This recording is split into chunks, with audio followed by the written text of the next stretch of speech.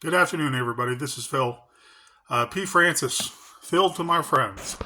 I'm trying to summarize and develop and summarize a new book I want to do, and I'm going to start writing on my phone. I'm going to open up basically a notepad application so I can start typing, basically finger pecking on my phone with free time throughout the night and the daytime hours because I don't have a computer set up. One bad habit of mine over the last, I want to say, at least 6 years, but before then, also with getting back on my feet, I didn't want to set up a large computer typing system if I didn't know I was going to be able to stay long wherever I was paying rent. Okay? Please bear with me in my bad habit. I do not care. It's a great day. I'm in between overnight shifts right now. I got some sleep earlier. And in this video, I am doing a video with some heads up about the new book I want to write. I have two projects started, but there is not enough, I want to say, incentive to continue them as full, all out projects where I devote all my time to. And I am trying to pitch this new title work, this new novel. I'm trying to pitch it to real traditional publishers where I'm trying to actually speak to the editors. Not that I haven't tried before with the Disappeared, the whole novel sitting on ice. I add poetry, real poetry to it, polished poetry to it. And it keeps on getting bigger, and it's at like 550 plus pages. And I want to use that as leverage to receive funds in a down payment for my new project that I'm going to start and I'm going to finish within 3 months. I'm going to devote some of my prepping money to an actual computer, not a laptop. I want an actual computer with a desk setup. So the keyboard is something my hands can adjust to, and it's not a flat board like a laptop. And a laptop are horrible. I hate finger pecking them and the bounce it gives back to my finger. And then sometimes if you don't hit it hard enough, you miss a letter and you keep on going, and some letters stick and some letters don't. So the realization about the loss of my friend back in August of 2022, this past year, now I want to say 9 months ago, tells me that his story has to be told. The story of surviving COVID, and I don't mean it like a how-to or a documentary or an autobiography of the man. The story about his life and what he endured with his own disabilities that I cared to, that I became good friends with him in my care given to him, needs to be explained. It needs to be expressed. I don't mean exposed in like it's some God horrific event, although many tragedies occurred in the last 3 years to many of us. But it should not have happened to this individual when it was avoidable. My best friend. And he was my closest best friend on an intimate level, and I mean intimate level where I would give him care. And we would laugh together and we would cry together. And I would care for him when it came to hygiene routines and shower routines. And I joke, but I was his punching bag for 6 years straight. And 3 of those years were 90 to 110-hour work weeks because of people falling out of the workforce, people giving up on finding a job that meant something, helping someone, braving getting hit by a client while you're trying to actually wipe their back end. And that's many clients. That's just not my friend. But because of his disability, he had impulse control issues. And he was one of the most loving characters I've ever met, for lack of a better term, people. God espoused, God infused souls I've ever met. And we had so much fun in 6 years. I am not shocked anymore about what transpired, but I am enthralled. I am infused with more energy to write what transpired in a 3-year period and make this the feel-good novel of the 21st century. I have many ideas for that alone. Not related to COVID, not related to someone passing away that was cherished by us. But the men and women who went the distance for the intellectually and developmentally disabled community, they need a book in their honor they can always look at and say, this was a classic work of art that described human emotions, human tragedy, human illness, human anger, human love, human compassion, human frailty to a T. And that is the most righteous way I can live the rest of my life, knowing that a good friend was taken from all of us.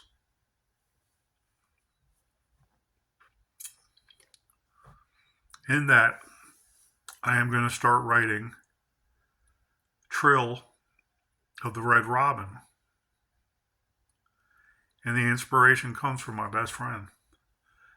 I lost 2 best friends last year that I would have taken a bullet for. And my closest best friend, who I've acknowledged when I describe the work I do to other friends outside in the community, that, hey, they go on with their life. They don't know about the IDD communities. They might not care unless they actually looked. And so I don't blame them. I don't blame the hospital system even to a certain extent, but it did not have to happen. People in our medical communities need to wake up and really soul search and ask themselves, why are they there? I am in the IDD field because I physically can take it. I can mentally and psychologically teach psychology to members of the IDD community, and I try to in different ways all throughout my 6-year career. And I have looked for ways to expound upon my police officer training and career and be paid handsomely for it. And Virginia State has seen to that does not happen, being that I was a highly decorated vice detective that was never sworn in as a detective. I was an investigator pay, but I was doing detective work for 7 years. And yes, I had frailty in that job also. I was not perfect, but I wasn't going around covering up murders either. I was not going around pocketing money either from drug dealers and then having whole-scale investigations thrown on my partners. I did not shoot suspects or fleeing individuals of the community, whether hucklebucks or drug dealers or gun toters or gun shooters or homicide suspects, in the back when they were fleeing from me. I was the real deal detective for 7 years, and they refused to upgrade us and pay us what we deserved. That being said, with my police academy transcripts, my training, my schooling, everything I went through, coming over to Virginia, whether it's 10 days later or 10 years later or 20 years later, they will never give me my just desserts to become a private investigator, a bodyguard specialist, a protection specialist, a trainer of tactics and shooting, okay, weapons usage, even hand-to-hand, I know, and I can take a refresher course at any freaking karate joint there is in all of Northern Virginia. And I'm pretty sure I can get my belts pretty quickly. And then turn around and start training individual self-defense. But it won't happen because of Virginia stuck-uppery, for lack of a better made-up term. I have to pay them money and all their crony cadres that they used to work with before on other sheriff's departments, police departments, state police departments, and can pay for a certificate of about $500 worth per training to prove that I'm qualified on something I should not have to do. For God's sake, in 1998, before my dad died, okay, when I resigned from the Washington, D.C. Metropolitan Police Department, MPDC 7D, I was going to take the summer off and apply to Fairfax County, where my stepdad said, I am welcome at any times whatsoever, come over, 2 weeks, a month training, if that, you become a Fairfax County police officer. My dad died. My regular biological loving dad died. And that year went from bad to worse. And so I'm devoting my time and energy with my skills and my negotiation techniques and my speaking techniques, and also being trained on my first job of 6 years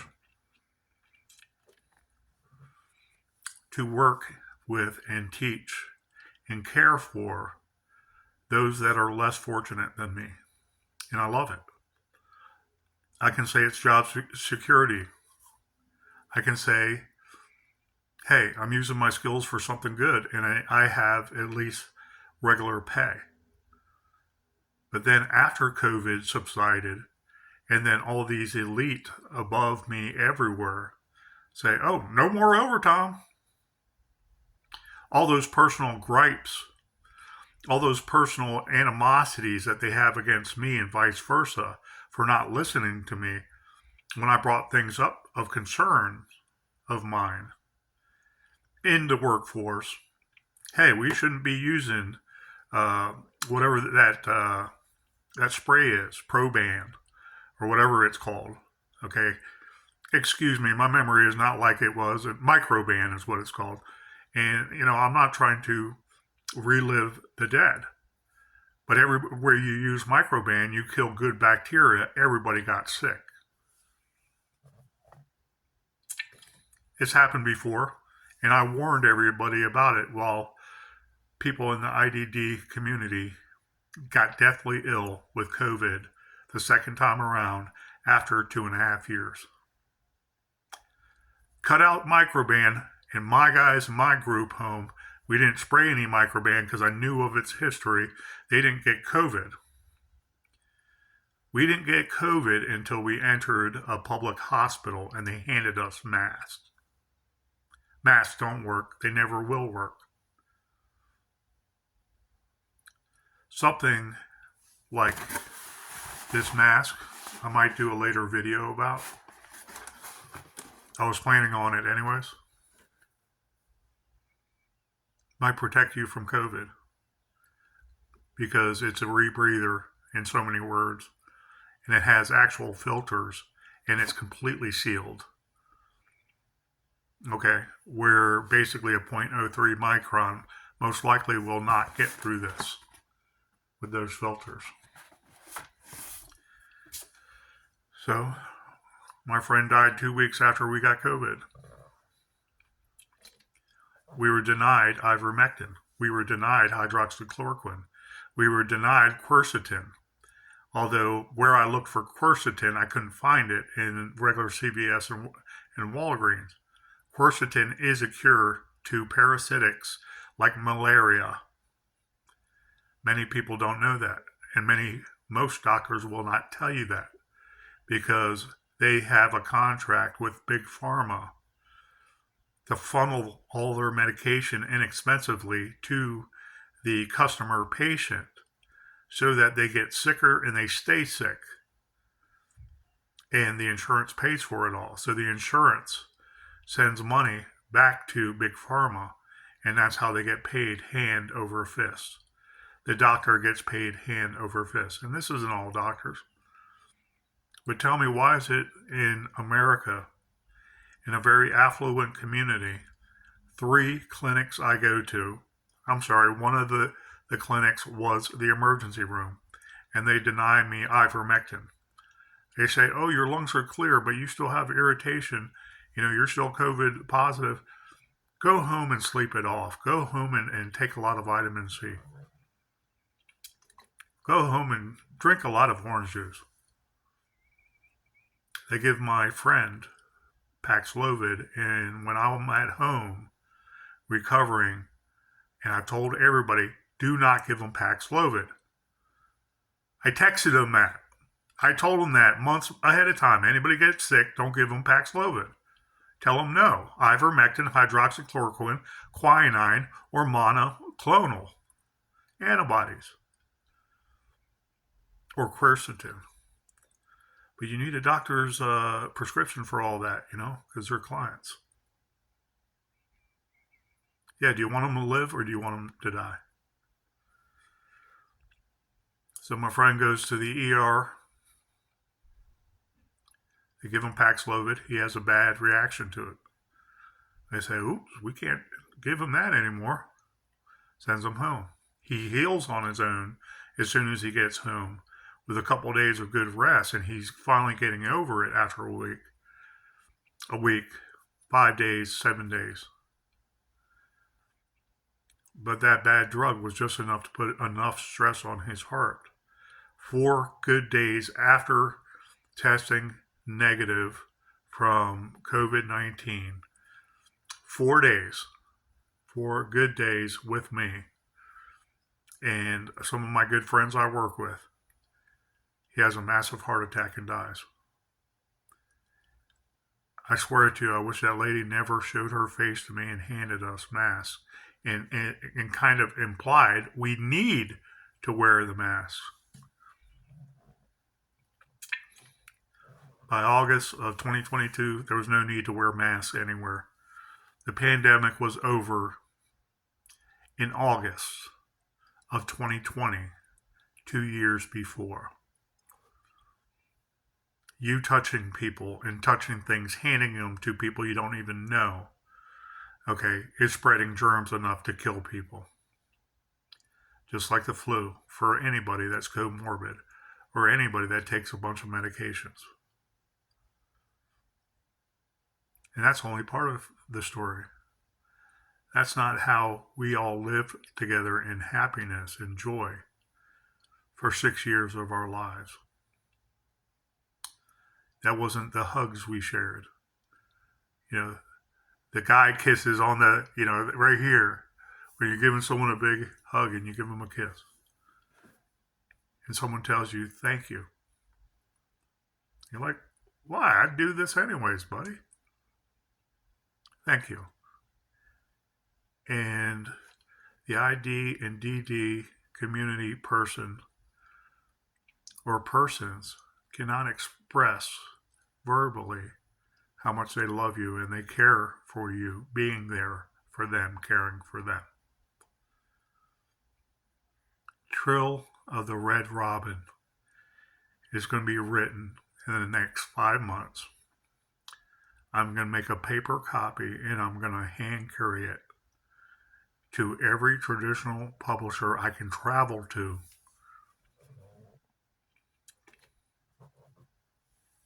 the rest of my life till someone buys it.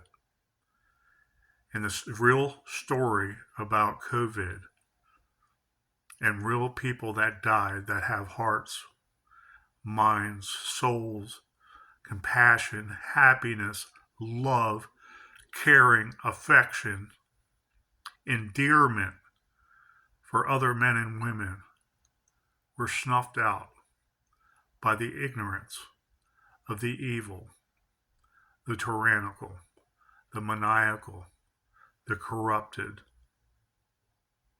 the Pharisees. And the story is going to be told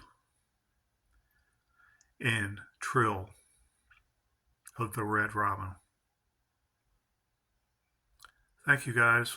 And I don't usually air out my my business, my sadness, my happiness, my loss of love, my gaining of love, my enthralled existence just to see my face on video. But these people that lost their lives need their story told. And I'm going to do it. And it's going to be called Trill of the Red Robin. It's going to be a fictional account based on real life experience. Thank you guys for giving me a little bit of your time. And I thank you. Please have a wonderful week. Take care.